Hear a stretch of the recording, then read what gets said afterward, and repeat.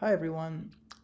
Basically, I started my project out by looking at the problem of toxic materials in tattoo inks. So I looked into a scientific research article that identified different toxins in different kinds of ink. So colored inks have different toxins than black inks do, and so on and so forth.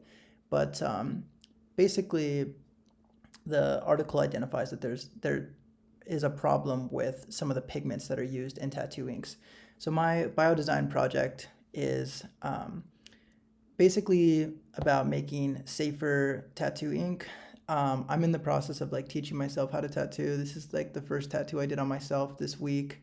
Um, and so I also looked into this process of making organic pigments at home. So I watched this YouTube video about this guy who is um, making what's called a lake pigment from chamomile. And unlike some other pigments from ground minerals, um, you kind of avoid the problem of like heavy metals and some of the other scary materials that you don't really want in or around your body. So basically, he soaks the chamomile, strains it. There are a few chemical processes that happen in order to separate the pigment from the chamomile. So like in this image, the froth is holding most of the pigment.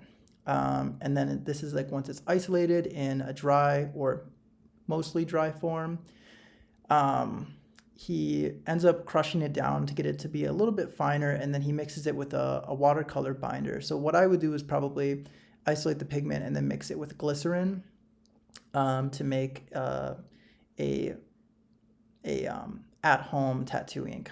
And then I was also thinking that I could try and make some fake skin from scobies. So tattoo artists will sometimes practice on these like silicone mats that are meant to mimic skin, um, but are made out of plastic.